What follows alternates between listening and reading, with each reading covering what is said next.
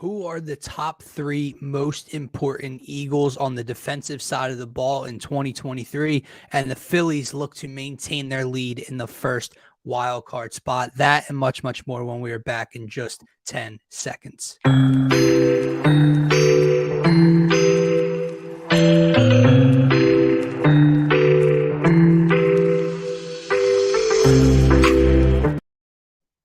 What is going on, everybody? Welcome back to the Phaithful Phanatics Show live here on DSM-Media's Facebook, YouTube, and Twitter channels. If you guys are new to the channel, make sure to check us out on Twitter at DSM_media.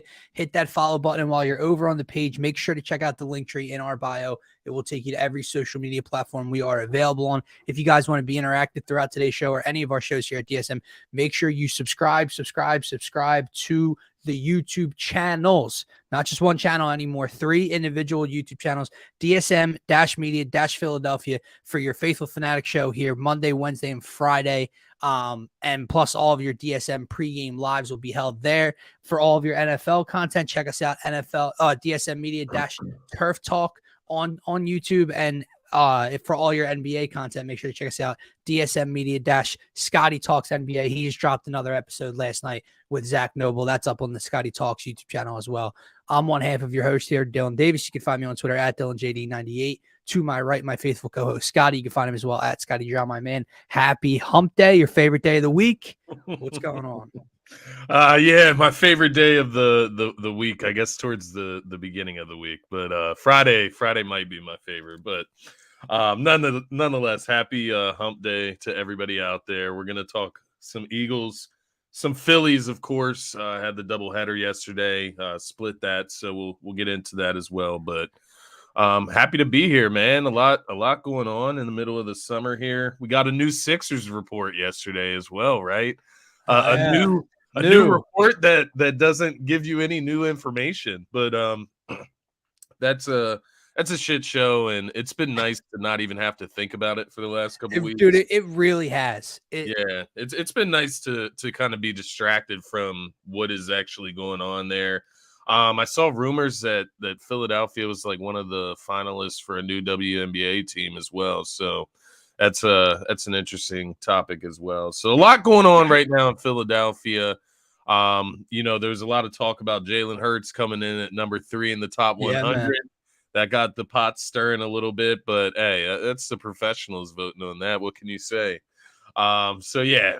A lot going on. Happy Hump Day. There's a lot to talk about. And I'm more than happy to be here with you, brother. Dude, it is a fascinating point that we not only led off every show, but spent the better part of an hour talking about the Sixers every Monday, Wednesday, and Friday here on the Phaithful Phanatics show. Just, over a month ago, a little bit over a month ago at this time. Sure. And it's crazy how quickly a team can not only just hit the back burner, but also kind of fall out of your good graces with all the shit going on. I got to ask you before we start with our Eagles segment. Yeah.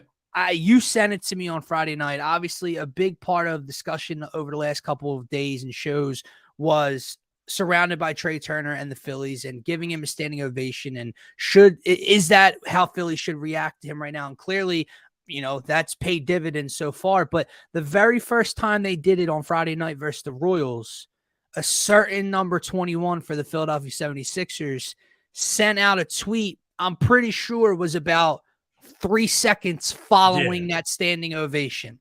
And the tweet was all caps, LOL.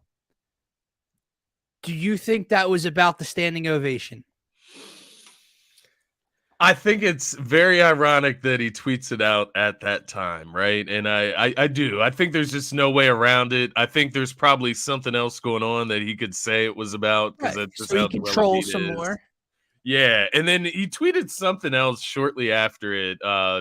Shortly after Trey ended up getting out on that play as well. So it really leads you to believe that he's kind of trolling the fans a little bit here. And it's interesting because, we've given Joel Embiid a lot of leeway as fans. And so, like... A lot of leeway, a lot of love. A lot of love, yeah. Sold out Wells Fargo Center. I say leeway because he has failed a lot, right? He has been injured a lot. Like, he missed the first couple seasons of his career, and we stuck with him and call him the King of Philly now. Like, there's things of going on. Like you said, we pander to Embiid in a sense. We bow down to him. And so for him to play that card as if we have ever like unnecessarily booed him, like we've never unnecessarily booed Joel Embiid, right? Like we booed Tobias Harris, we booed the Sixers. Like it's never been Embiid. So it's weird that he has this disdain or this, this Right. feeling that he Unless had it's to tweet about the about that. team, unless he's saying, our team doesn't get this kind of treatment. But listen, That's just not true, we're though. just That's not speculating. true. We're The just cars drive speculating around for Philly with the discussion. car flags when Oh, it's Sixers playoffs, man. It's ridiculous. Like, listen, just for the we're speculating if it has anything to do with it. It could have nothing to do with it. He could be trolling, whatever. My point was the timing again is ironic. If he is trolling, I don't know how many times we have to have the conversation of him growing up. And the last part is if it did have anything to do as a shot towards the fan base, my guy, there's a sold out Wells Fargo Center every game of the year chanting and screaming MVP for you. What? Nothing. No one. But like, I don't know, man. It was very. If it has anything to do with the standing ovation for Trey Turner, it's a very, very bad and another poor look for Joel Embiid for my money. But we'll move on. We have no idea if they even correlate, if they have anything to do with one another. Let's get into our Eagles segment of the day, and that is, look, the other last week we started the show with our top 5 most important Eagles heading into this season. On Monday's show, we did our top 3 offensive players who's going to have the biggest impact. That kind of goes hand in hand with most important, right? Just a little bit different for conversation's sake. Today, we're going to go with our top 3 biggest or most important defensive players for the Eagles this upcoming season, man. And at number 3, I look at the cornerback room. And I look at, a top 3, a top 2 duo in the league. Maybe you can make the argument that they're the best cornerback duo in the league. So if either one of these guys goes down, the Eagles have a little bit of an issue. Excuse me. I'm going to go with James Bradberry here, Scotty. And I go with James Bradberry. It's more of a gut feeling for me, okay? Because you know how I feel about Darius Slay. And you and I, 2 years ago, when Eagles fans are ready to kick him to the curb and get out of that contract, you and I were sitting here talking how, he's still a top 10 corner. There were people saying he's not top 10 anymore, which is utterly ridiculous. I think he's an overall better corner than James Bradberry. But for some reason, I feel more comfortable if James Bradberry was on the field for this defense than if Darius Slay were to go down with an injury or something. I think James Bradberry making all-pro second team last year for the Eagles, no one throws his way. And not a lot of people wanted to throw Slay's way either, but no one threw Bradberry's way. There's just Slay brings that excitement. Slay brings that playmaking ability, right? Big play Slay, right?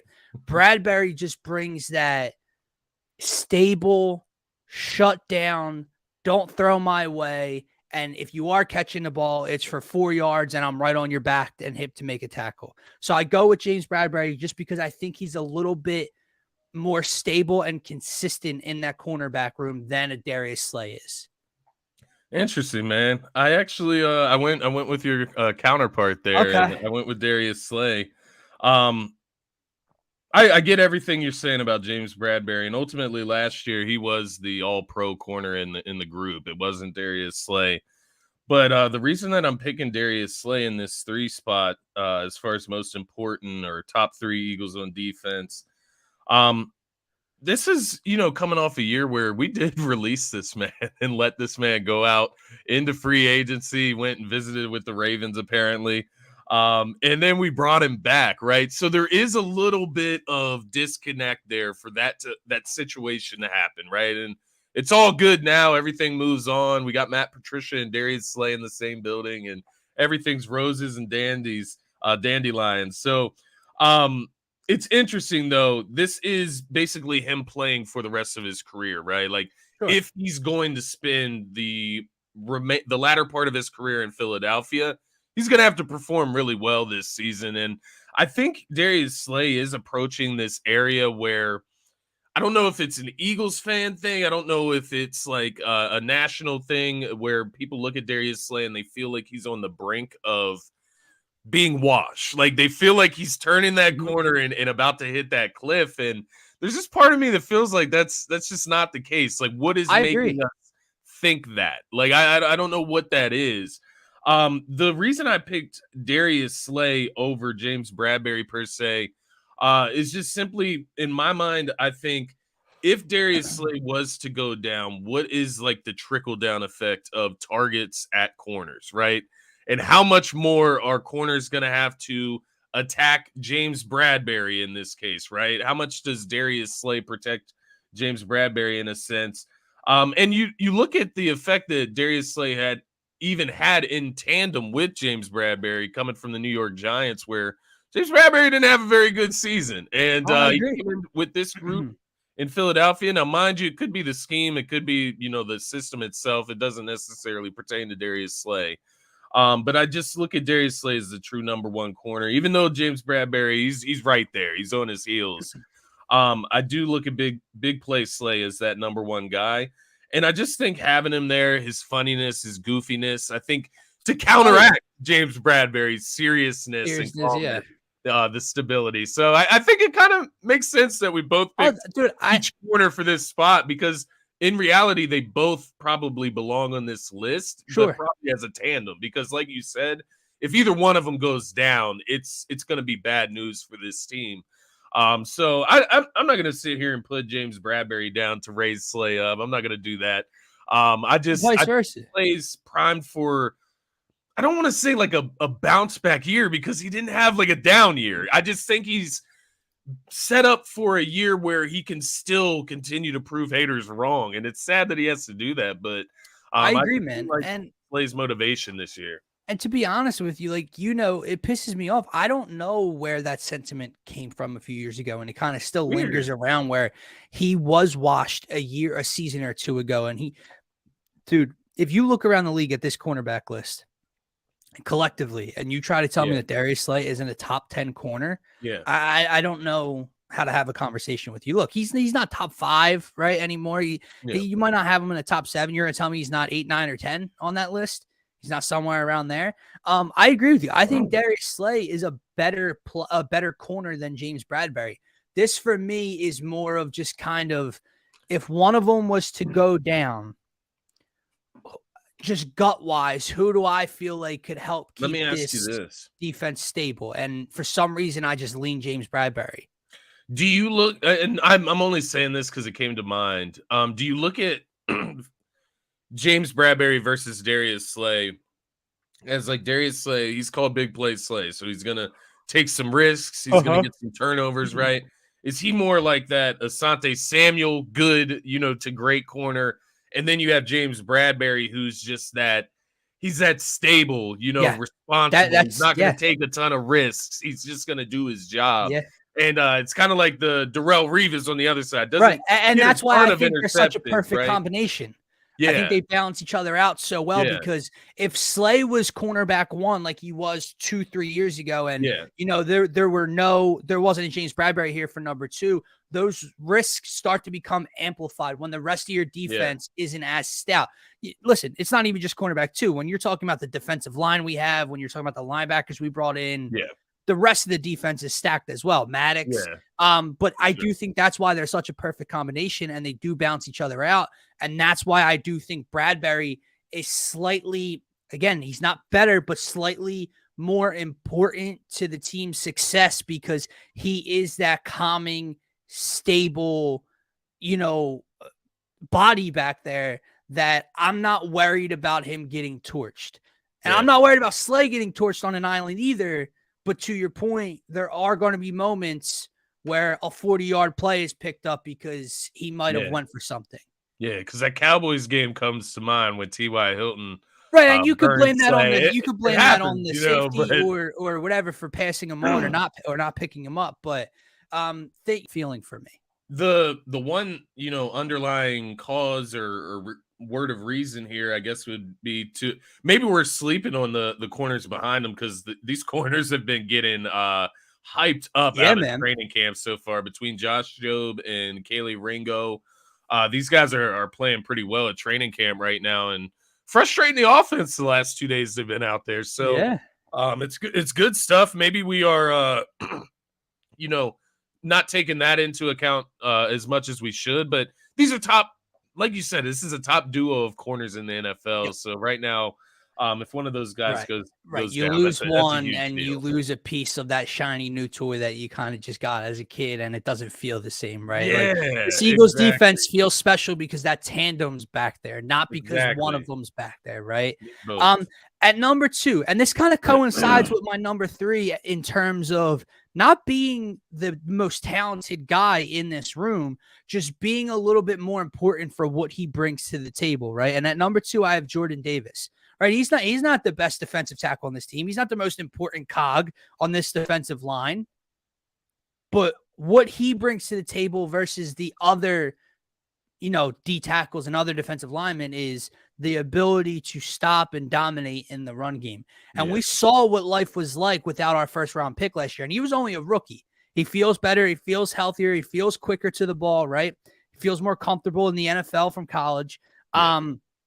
To me, when you see what life was like in the ground game without him on the field last year, you got to go out and bring in Nick Dominican and Linval Joseph just to try to, stop the water from getting in the ship, right? And slow that run game down. When he's off the field, bad things happen. And yeah, I know Jalen Carter can do both. And I know Jalen Carter is better at stopping the run than Javon Hargrave was. And Fletcher Cox is all right at it. And Milton Williams, but Jordan Davis is the centerpiece of this defensive line group that is going to be your stable factor in stopping the ground game, which has been an issue for the Eagles defense the last 2 or 3 years. Yeah. So to me, I have him at number 2 because he brings something to the table that all of the other defensive linemen do not bring. I like that pick. Once again, it kind of balances out the guy that I'm going to go with at number 2, which is Jalen Carter, the rookie. So, I love everything you said about Jordan Davis. And I think when you talk about the run game, I mean, that's more than enough reason, given what we saw last year, to have him on this list. I went with Jalen Carter because he's that new shiny toy that you mentioned. Yeah, He's the you don't number want 9 that pick. going anywhere, bro. The number 9 pick in the first round of the draft this year. People talk about him as if he could have been the number 1 pick in the draft. That's how good this kid is. He's 6'3", 314 pounds, coming out of college. That's a big boy. He's getting first team reps right now, man. He's really impressing to the point where he's getting first team reps in training camp so far, which it's very early on right now. I saw a report yesterday from NFL Rookie on Twitter, and it said something of the nature of the guards are now game planning at training camp on how Fletcher Cox made a comment about it too. Contain Jalen Carter, and Fletcher Cox has praised Jalen Carter and what he's been able to do, talking about him being one of the best talents at this position that he's seen. Lane Johnson, Jason Kelsey have really put this guy on the pedestal. Dude, he just moves you. He moves you. And that's what it's going to come down to this year, man. We got a prolific talent in the draft in the first round this year. And Nolan Smith, I'm sure he's going to be great as well. But this guy, Jalen Carter, is a different breed from what we're hearing. And I'm just beyond excited. I don't know if I've been this excited for a defensive tackle since Fletcher Cox got drafted by the Eagles. Like I don't even think I was that excited at that time because I didn't have a grasp of football to be excited about a defensive lineman at that point in my life, maybe. But no, this kid is just creating an excitement, and to think of what he can do alongside Jordan Davis, alongside Fletcher Cox, and then all of the edge rushers and other defensive tackles that we have. It's insane to think about what we could have here with this guy and Jordan Davis. This could be your defensive tackles for the next 10 years, man. And that's, you think about the Eagles, what their calling card is, it's the trenches. And that's just huge. It's huge to have that type of foundation in your defensive line to go along with vets like Brandon Graham and Fletcher Cox that are still there. So I'm excited for this kid, Jalen Carter. I think he's going to wreak havoc on offensive lines. I think by week 3, something we talked about earlier, in the summer on this show. I think by week 3, once he gets his feet down for real, I think he's going to be wreaking havoc in this league. And, 5, 6 sacks, I think that's more than realistic. I think he could really surprise us and make a push for Defensive Player of the Year. If he gets the playing crazy to time, think. if he gets the playing time 100%, listen, Yeah. you know how I feel about Jalen Carter. Defensive Yeah, I Rookie want of the this Year. kid, Let me correct myself. yeah, Defensive Rookie. I want this kid on the field starting day one. Like I just don't care. I'm sure he won't. I'm sure Cox and Davis will be the first team defensive tackles, and maybe like you said later on in the season that something changes. But and with the rotation, I get it. It doesn't really matter who steps on the field first. But to me, dude, when you talk about that prolific talent, like you were just alluding to, that's a game changer.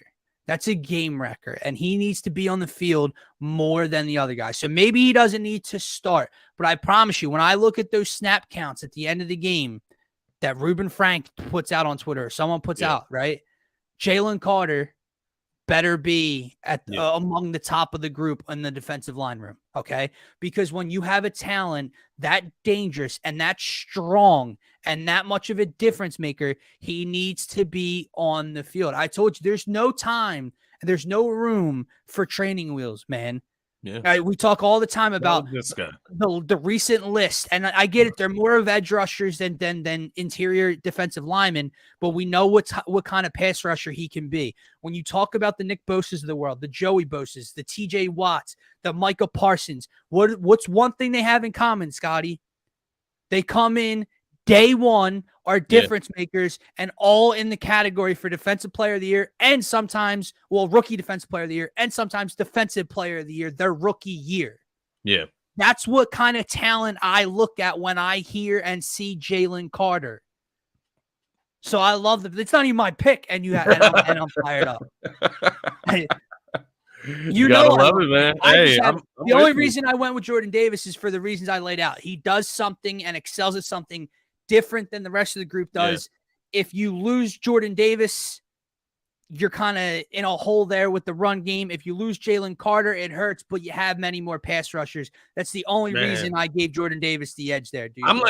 I'm so excited that I've contemplated buying his jersey. I that's where I'm at with Jalen Carter. And maybe I'm just buying the hype. I don't know, right? We'll see what he looks like, but I just have this feeling that he's just gonna come out and look different than what we've ever seen, and in a good way. That's what I'm feeling with Jalen Carter, man. He just seems like a different animal. That's what it feels like. Because when we're used to seeing a rookie step on the field and just being a rookie, just just learning, just like a plug-in piece. You know what I mean? Yeah. When I see him, and to my expectations, we're going to be looking down saying, "Oh shit," but. He's a rookie, and he's. Let me ask you this: what do you think about these Aaron Donald rumors, man? I mean, is that ridiculous or what? Listen, if there's even a shadow of a chance that you can get it done, you obviously do it. And do all these sites, do all these media companies pick the Eagles for I don't every know. superstar I don't know where it become came available? From, how true it could be. I've heard rumors that the Rams are looking for a suitor for Stafford to get out of that money and everything. So if they're going in the full rebuild, I guess you could see a deal in place for Aaron Donald. But I've seen it twice now. Mock trades from different sites talking about Aaron Donald to the Eagles. Stop. It's ridiculous, man. Don't do that. Miles Jack getting first team reps. I know we talked about linebackers. Crazy, earlier, man. So. Crazy. We'll get into that in a couple minutes. I'm getting out of order. I'm again, that's another thing I'm not used to hearing, and I'm glad to hear it. I feel like in the past, we go out and sign 2 linebackers for depth reasons or whatever the case may be. And it's that's all they're brought in here for. Yeah. Even if they're more talented, they're just here for depth signings and they're playing with the second and third team. No, we need help. He's going to help from day one, supposedly.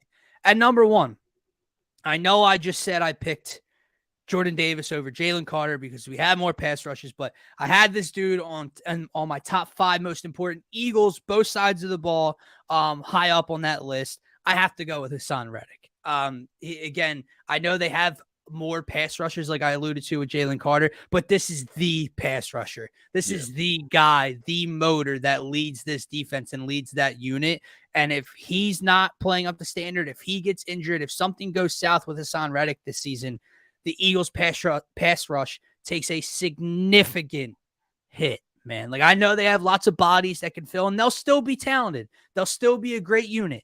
They're a different kind of unit with him. They're a 70-plus sack kind of unit because of him. Hassan Reddick is my number one most important defensive player for the Eagles.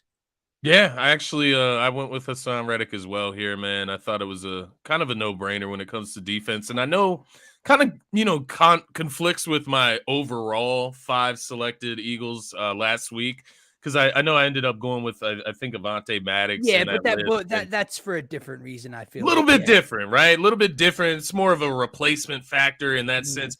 Hassan Reddick, when we're talking about defensive players and defensive players on this unit, he's the best player on this defensive unit right now. Now, there's room for Jalen Carter to step in and maybe claim that over the next 2 years.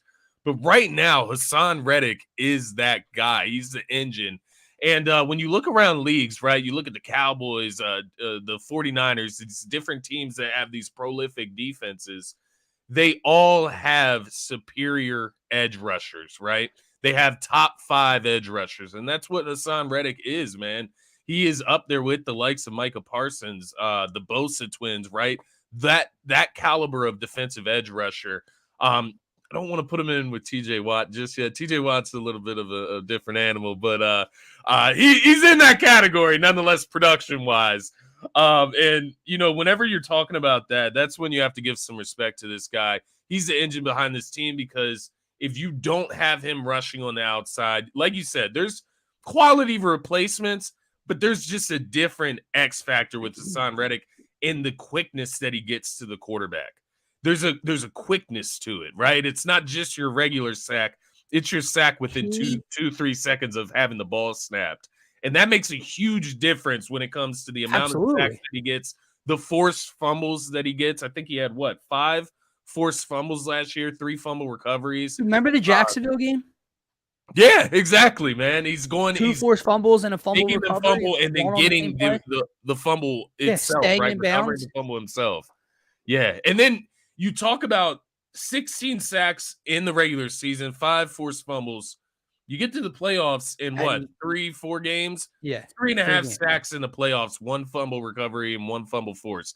So it translated directly to the playoffs. It's not like, he gets 4 sacks in a game here and then he disappears for this game. No, it's every single game of the season. This man is attacking the quarterback, and it's just ridiculous. His motor, I think. Yeah, I didn't use the word motor throughout that whole explanation, but that's what it is.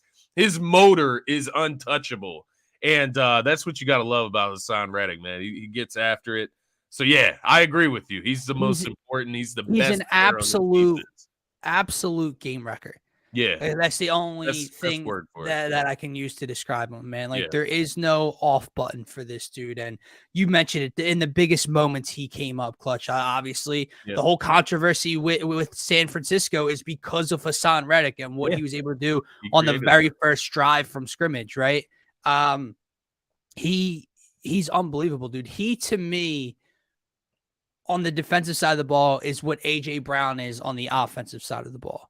And you started to mention it, even if he's not getting to the quarterback, his mere presence, like, that's why we had A.J. Brown on the top of our list instead of like a Devontae Smith. It's no disrespect to Devontae Smith, but A.J. Brown, even if he has 3 catches for 26 yards, is so valuable because all your attention goes to him. Well, there's going to be games where Hassan Reddick doesn't get a sack, but he's so valuable because they have to spend all that attention towards him. And you do that, and then, there goes Nolan Smith around the other edge. Here comes Jalen Carter up the middle. There's just so much they can do because he's on the field, man. He to me, without a doubt, is the number one defensive player on this team. You don't send a tight end over to block him. He'll dispose of him real quick, and your quarterback will be out for the rest of the game. How do you How do you feel about these reporters asking him about his contract and stuff? I thought that was like super weird to like bring that up in training camp. It's so weird because I've never heard him discuss it first. I've Right. never seen him post on social media. I've never seen him make comments in an interview about his contract. So now we're starting that narrative essentially, and we're bringing up the discussion to him. It's like And maybe now he is thinking about it. You know what I mean? Like, he just signed last year. for decent money. Like it was a pretty good 3 years. 3 good years, like contract. 45 mil or something. I mean, I'm sure he could get more, right? Like, Yeah, I'm he's the sure he top could. But edge no, rusher in did the anyone league. expect him to have 16 sacks and 5 forced fumbles in this I don't first think year? Howie's gonna play hardball with him. So, like, I No. just thought that was like a weird question. It's like you got all this stuff going on with Zach Martin and the Cowboys. You don't need to bring that drama to here, man. Like, Well, Sam Reddick's not sitting out of training camp. He's in No. training camp. He's fine. He's If literally practicing. Hassan Reddick made a comment about his salary or about his deal, and the next day or 2 days later he had a press conference after camp, and you brought up his statement, sure, that's fair game. Yeah. Why are you pulling this out of thin air and just talking about it for no reason? Yeah, exactly, man. That's where I'm at with that. I thought that was pretty lame. I think it was Jeff McClain that ultimately asked him. I wanted to go. Well, let me look at. Well, Brock, yeah, and no one should be mad at his answer. Like he is underpaid if we're being honest with you. So what yeah, I do you don't know want why him to you say? would be mad at it. And I he wanted didn't, to. again, he didn't bring it up. I wanted to go back up here to Pastor Rims because he's talking about the coach and owner. I said that is not happening about the Rams.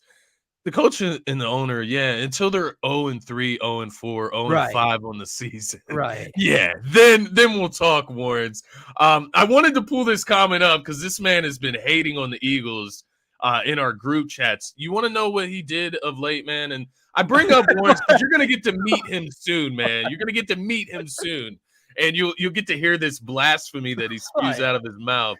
This man guaranteed a Seahawks win against the Eagles this year. That's bad. Why? I don't know. I was trying to understand like why you're locking in Geno Smith beating the Eagles this season. And he just couldn't come up with an answer specifically. He's a Geno Smith fan, if you could believe that exists.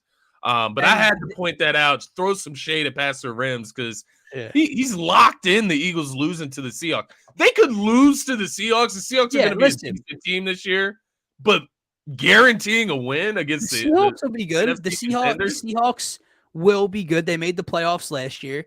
You add Jackson Smith and Jigba to that wide receiver group between DK and Lockett. Kenneth Walker comes back healthy. The defense is pretty good. Like they'll be good. You can miss me with the Geno Smith talk. Like get out of here, man. He had a solid season last year, but come on, that's the difference. These two teams, man. Bro, that's the difference.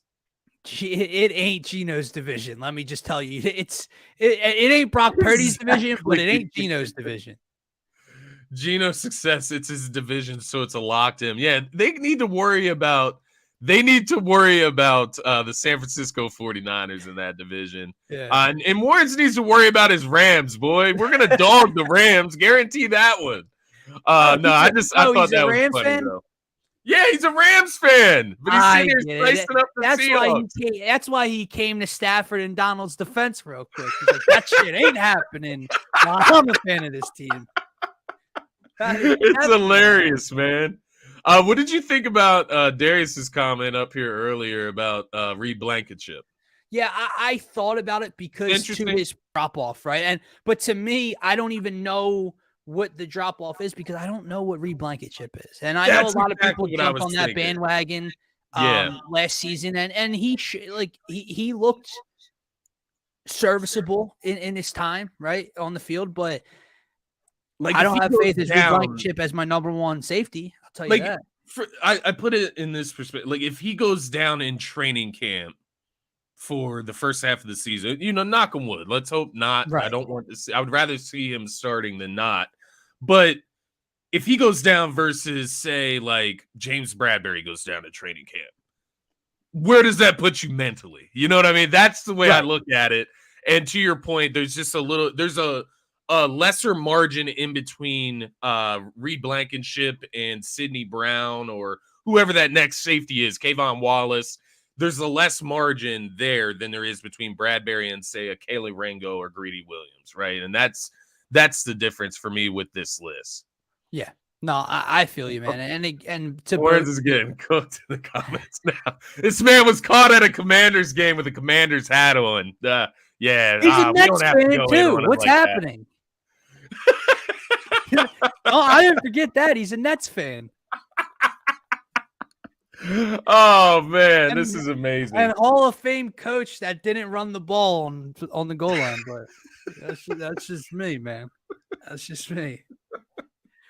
Oh, good day, Pastor Rems. Happy hump day, my man. Yes, sir. Listen, man, before we move on to the Phillies, I do got to touch on your point that you brought up about the linebackers, right? And Miles Jack coming in and getting first team reps from the start. Now, let me ask you, is that a positive or a negative for you? Because I love the fact that they're throwing them right into the fire, that they brought these two linebackers in here, specifically him, to step in and make an impact and not just be depth pieces, right? But does it say something about Nakobe Dean's struggles the last week or so and being off the field and injured so far? Does it say something about the Morrows of the world that Miles Jack, within the first 32 seconds of him being an Eagle, is getting first team reps? I think it has to say something, right? If these guys were just sitting out there in free agency, waiting for an opportunity, and then all of a sudden you bring them in and boom, they're starting for you, there's an issue there. So whether it's Morrow or Ellis or the fact that, Nakobe Dean's dealing with the ankle injury, whatever the case may be, it wasn't working the way that they wanted to see it work. And to bring two guys in, I think that's the other note here. They brought two in at the same time, right? Now, Miles Jack is the one getting first team reps, but they brought two guys in at the same time, which shows a major concern, I would say. Yeah. A lot of people have compared it to Linval Joseph and Ndamukong Suh last year, bringing them in when the run defense was struggling without Jordan Davis, right? And I think it's a fair comparison because you're trying to attack a weakness. I think so. Multiple options. But I will say timing matters here to me. And while I'm glad that they attack that weakness now and you get it before the first week of preseason and get these guys acclimated compared to like week 8 of the regular season, I think it does tell you how much they were struggling in that group at that linebacker position, because what's Howie normally do? He takes the summer, he takes camp, and August, September, he'll assess where they're at, what the roster needs tweaked, and he'll go from there. He said, this ain't cutting it.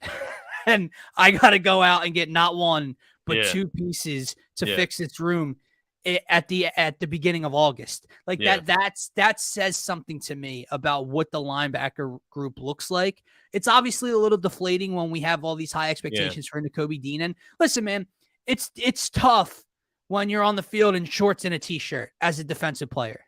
What are you supposed to do? You can't hit anybody. Now, I get they had pads on a couple times, but what are they supposed to do, really? So until the pads get on and they're going out there against real live competition, then I'll assess where Nakobe Dean's at. But it does, when you hear the things about Nolan Smith and Jalen Carter and how they're looking early, and then, you're waiting to hear that Nakobe Dean report, and it started off good. It started off with Sean Desai's, praise about how he's just picking everything up and yada, yada, yada. But it's been a steady, just steep decline right now. And, it's been like it's like he wasn't noticed after that initial, talking about him. It's like he wasn't noticed up until he was injured again. And that was the problem for me. And maybe it's a good thing overall that he's not noticed as a linebacker in training camp, right? Like, maybe that's the key, especially when, like you said, they don't even have pads on at that point. But yeah, I think at the end of the day, Nakobe Dean just has to kind of, work with that and prove himself. I think it's one of those situations where iron can sharpen iron. And Miles Jack, you look at him, he was like one of those players that we wanted him before the training camp happened, right? Like, that was a guy that was on our target list before the training camp happened, and we see the weakness at the linebacker position. So he's a quality player. Zach Cunningham, hopefully he has some juice left in the tank himself. We'll see there. But Nakobe Dean, I think at the end of the day, the opening is still there for him to start along with Miles Jack, right? So I wouldn't look at it as this detriment or get down about it. And I don't think he will. He's a leader, so he'll be able to keep his head and keep his head down and remain focused. But what I would say for Nakobe Dean, it sucks that he got injured, man. Like, he came into the NFL with the injury. It dropped him down the draft board. Didn't play much of last season. Was able to get healthy from a thought standpoint. But then, comes out early this year, has the ankle injury. Hopefully it's not serious. Hopefully they're just being extra cautious with him. But at the end of the day, man, if I come out of this situation with Miles Jack and Nakobe Dean starting at linebacker for me, I'm a happy camper, and that might be a blessing in disguise. Was Zach Cunningham coming off the bench like that? Yeah, exactly. I'm a lot more comfortable with that room now. If at least one of those two guys can pan out that they picked up. Before we move on, this ain't happening. Rams, I'll buy you a beer at the wedding or something, man. I hate to this ain't happening. Oh my god, that roster is bad, bro. I'm just looking at their schedule to see what's up here, man. I'm just checking this. So possibly, but that roster is bad. And if which teams are they winning eight games against? Yo, their division. I mean, like, where would you put the Rams? I don't want to get too off topic here. This is a Philly show. Where do you put the Rams versus like the New Orleans Saints? Like, are they beating the Saints? No. They're not beating the Saints. They're not a better team than the New Orleans Saints, man. It's interesting because they play. I'd have the Rams at third in their division. They'll come ahead of Arizona Cardinals. Yeah, they got Jonathan Gannon down there. Now that's right. A whole other. Yeah, they'll come ahead of them, but around listen, they're going to win a handful of games, but they're not going to be about a 500 squad. Like, dude, I pulled up that roster is really bad. Like now that they've kind of screwed the pooch for that Super Bowl. After Cooper Kupp, like you're still looking at Van Jefferson, slot receiver, Ben Skoranek, slot receiver, right? You go on the defensive side, outside of Aaron Donald, dude, I'm being dead serious. I might know one other name in their starting group on their depth chart outside of Aaron Donald. Nah, you tell me, but I don't think that's a good thing. That is crazy, man. This defense has been turned over. I'm not saying they're not a good unit, whatever the case may be. I'm not saying these aren't good players, but this roster has been turned the hell over, man. Sorry, man. I think they just went out and signed that safety, John Johnson, the third. I think they re-signed him back to their team. So that's interesting. But yeah, this Rams team, man, get out of here. Sorry, man. Put those comments in the chat, man. We don't. I'm just kidding. We appreciate all comments. Buy a drink at the wedding. Don't worry about it. He's gonna hate me by the time he meets me. Hey, look, he's gonna be at the Eagles tailgate with us with Eagles gear on. You'll have to, man. It's the culture. It's the vibes. You gotta join the vibes. It's okay. That's the Rams. We're also not trying to fight anybody, right? Yeah, exactly. Because then I don't know. Like you get a few drinks at Scotty, and some Eagles fans start barking at Rams. Scotty might start beating them up too. Yeah, we got to keep it cordial, man. Yeah, sure. Anyway, let's move on. Let's move on. Back on track. Let's talk some Phillies before we wrap up. Before we wrap up this midweek show, right? Phillies obviously got rained out the other night. So they had a doubleheader yesterday against the Washington Nationals. They take game 1, 8-4. They follow that up with a 5-4 loss in the second game against the Nats. 2 more against the Nationals before moving on to the Twins. People were disappointed. Don't get me wrong. Like that game was winnable last night. You had a 4-2 lead. You're looking to hold on to that one. It's 4-4 heading into the 9th with Kimbrel. He gets the first out on called strikes, and it's looking good with the top of the order coming up in the 9th. And then a little moonshot hit out the left field, and that calls it, right? I can't ever react to doubleheaders because no matter who the opponent is, what I was going to say. No matter if it's a Washington Nationals team, no matter if it was the Kansas City Royals or the Tampa Bay Rays, like I can't react on either side of the fence here for this split because I just feel like That's baseball, man. Like, don't get me wrong. Should we have won both? Yeah. You should have won both, but I'm not going to be disappointed in the Phillies for splitting a doubleheader. You come out today, and then we'll reevaluate from here moving forward as you take it game by game. But I can't evaluate doubleheaders the way that some people try to do it. That's where I'll throw it to you first. Yeah, no, I'm the same way. I mean, I looked at this yesterday. You look at it in hindsight, and you're like, yeah, they go into the ninth inning, and you allow a walk-off home run, right? And that's fine. Like, at the end of the day, like you said, that's baseball, and you're looking at a doubleheader where these guys have had to play 2 full baseball games today, right? And right. And look at the lineup in the second game because of who didn't play. Makes a big difference. That wouldn't happen if it was every day. And that's the thing with baseball. It's like you're not always going to have your best pitcher out there. You're going to have a rotation of pitchers in the starting lineup, and that's fine. That doesn't matter really on this day, but even for bullpen arms, right? Like, you need that rest in between, and just playing those games in the same day. You got to take the loss with a little bit less weight is what I would say, right?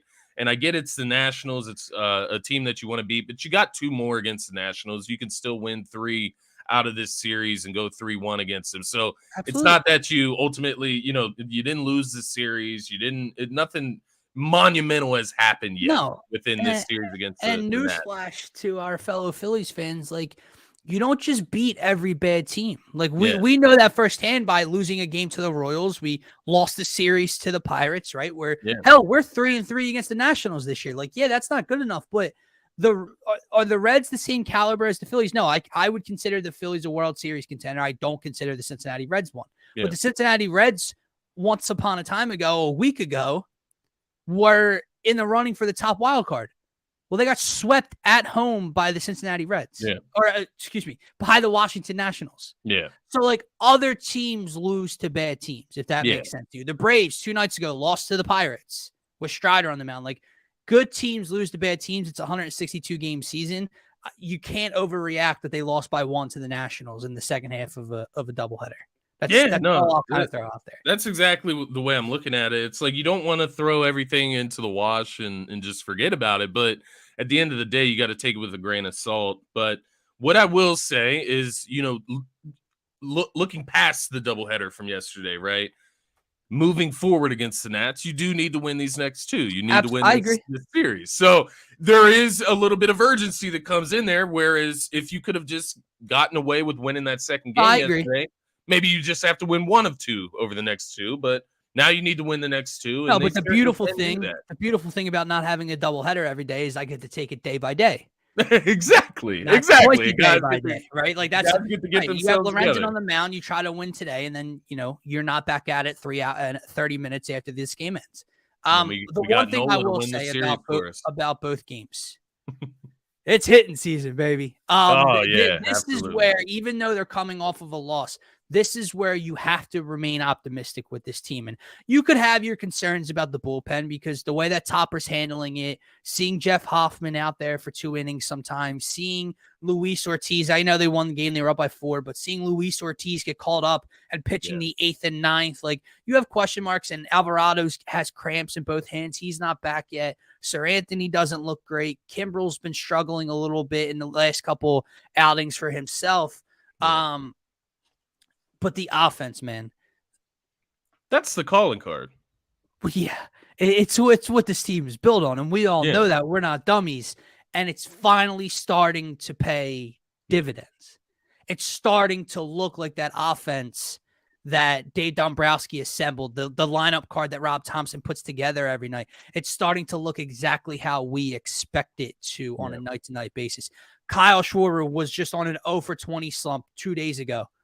Well, he's got 3 home runs in the last 3 games. Bryce Harper struggled in the first game of the doubleheader. Rips a 2-run home run last night. The power's there.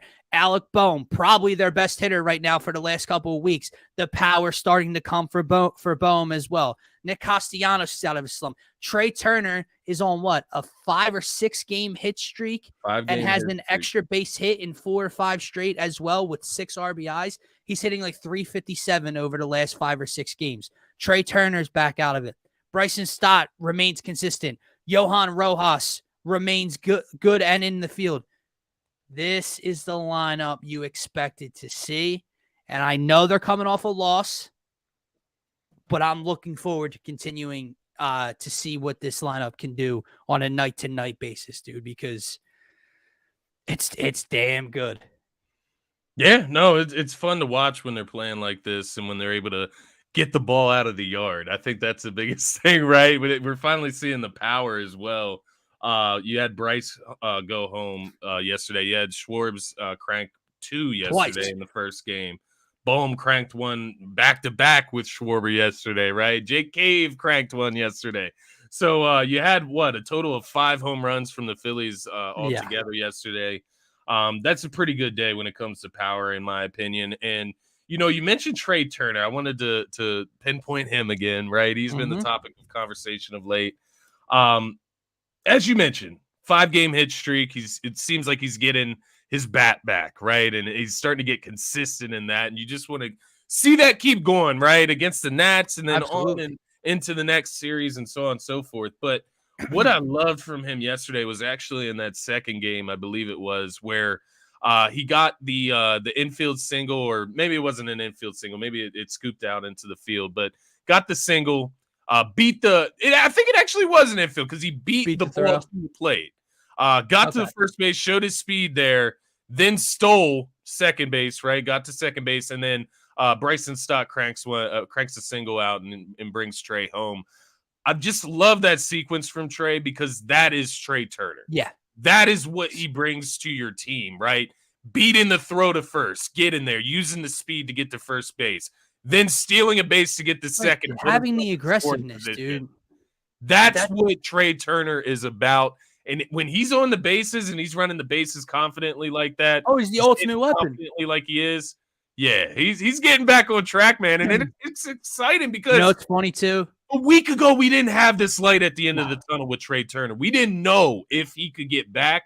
Now I'm starting to feel like he can, right? These are against bad teams. I get it. The Royals, the Nats, they're not the greatest competition, but you have to start somewhere, man. Yep. And he wasn't able to do that early on, and he's doing it now. Not at all. And we talked about the mental aspect and hurdles that Trey was going through. That slide, right, when he scored last night. Yeah. That's remember all the highlight clips when we signed him and everyone was just putting out those memes and gifs of him sliding home like that real quick with the swag, right? That's Trey. And you weren't seeing that aggressiveness as you alluded to. Like, he wasn't getting on base much, but he'd walk here or there. He'd get a single or a fielder's choice here or there with one out. And it's like, he would just stand pat at second base. He wouldn't even look to snag second. Yeah. So it frustrates the hell out of me, but you could now we know for sure it was all up here. Yeah. It was never anything to do with talent, with anything. So it's so crazy. You see the glove starting to flash a little bit more, right? Yeah. Out at shortstop. Trey Turner, I'm not going to say the B word yet. Remember, we were doing that earlier in the year with the Phillies as a team. Yeah. We're not going to say he's there yet, but he's getting close to the finish line of being BACK. Yeah, I like the way you put that there because we don't want to jump the gun on Trey Turner and give him all this praise and he's back and then he goes back into his slump. Like, we don't want that to happen. But he's showing all the signs that he's getting BACK. Right. Well, the RBI double into the gap that almost hits the wall, the double down the left field line into the corner. Obviously, the 3-run home run against Kansas City that gives them the lead and the win. You mentioned the stolen base and the slide home off the scored run. Everything's starting to add up. Better at bats. He's getting ahead in the count. He still had an ugly strikeout last night, but so does everybody. Like Bryce Harper struck out 2 or 3 times in the first game. Like that's going to happen, right? Not to get like too technical, but the one thing that Kruk was pointing out, and it's so true on his one RBI double, I think it was in the first game.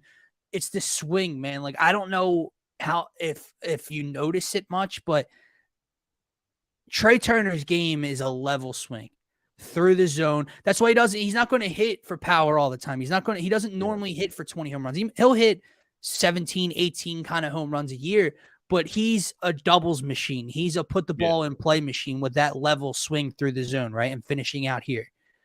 That wasn't happening. He was uppercutting at the ball. He was over top the ball.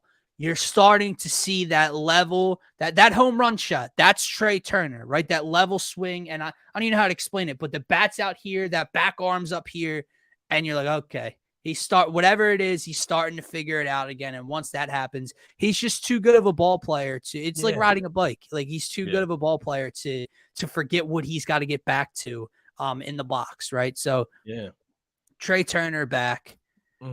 It feels good, man. It feels really, really good. And I know this sounds crazy because they did lose last night. Like, it's not like they swept the doubleheader and we're ultra positive. But before we wrap up, today's game, right? You get to take on the Nationals again. You take them on again tomorrow. But like we said, you have to take it one day at a time to win the series. Michael Lorenzen makes his debut at Citizens Bank Park tonight for the Phillies. What are we expecting? No, I'm not expecting 8. I don't want to say 8 again. But I am expecting a stellar performance out of Lorenzen. Yeah, I'm expecting to kind of stay on his stride right now, and he's found a really good groove in his last few games. I'm actually getting it pulled up now because I just want to see what he's done over the last few. Because I know in the month of July he was working with a 1.14 ERA for the month. This month he's working with a 2.25 from the last game. So yeah, I think he's going to keep up what he's been doing, man. He went 8 innings in that game. Before that, it was a 5-inning game against the Angels, 7 innings, 6 innings. So yeah, I wouldn't lock him in for 8 innings, but I would say around 6 or 7 today would be a good marking for Lorenzen, and just kind of keeping going what he's been doing. And I think, you get another opportunity to get a little comfortable, right? This isn't even the Marlins that you're going against today. This is the Nats. So you get to come in and be a little bit. I want to see what he looks like here. Don't take it lightly, though.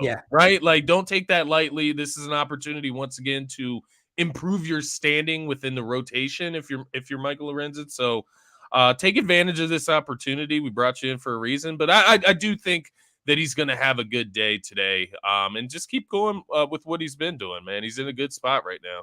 Yeah, no, I agree with you. I want to see what he looks like here at home in front of what could possibly be close to a sellout crowd. Again, it's the Nationals, right? So we're not. It's not like they're playing the Angels and Ohtani's on the mound and it's going to sell out on a weekend. But my point is, like, you're 10 games over 500. You're trying to keep and extend your lead for that first wild card. You're fighting off the Giants right now. They lost to the Angels last night, following the Phillies loss, and it's like it's going to be a loud crowd. As we've been talking about for the last 20 minutes, we're trying to take this one game at a time. So how do we do that? You need this first stellar performance. So I want to see how Lorenzen looks in front of this crowd.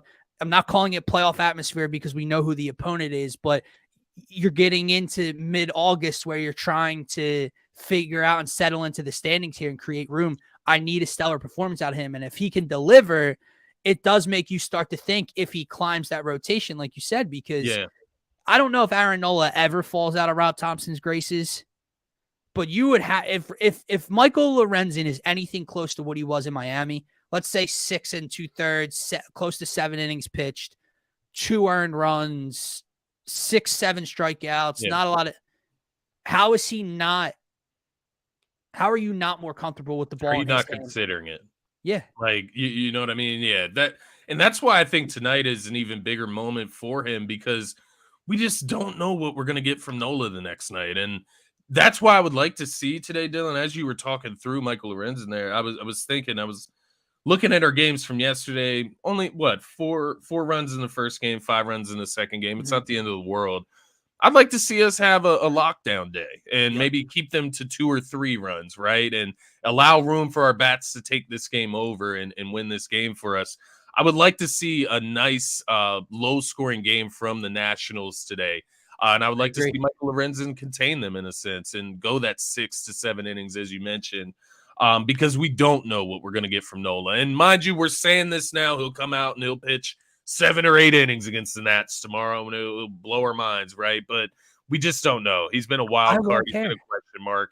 Yeah, it doesn't change anything because that would fit into exactly what we're calling him, right? Yeah. In order to be a wild card, you have to play good sometimes, right? So that would fit exactly what we're saying. Until I see Aaron Nola go out there for 3, 4, 5 straight starts and build confidence, I don't care, man, because he could throw 8 scoreless innings against Nationals tomorrow, because then I'm still worried about him coming out and being yanked in the 4th the next start. Yeah. I need consistency from Nola. So Yeah. we'll see. And again, if he is on the mound tomorrow, correct? Let me just double check. I'm pretty Wheeler, sure he is Ranger. the last guy. Yeah. He's the Yeah, Friday Nola night. versus Yeah. Corbin. Yeah. So he gets the, if they win tonight, what's that mean for tomorrow? What are the stakes for tomorrow's game?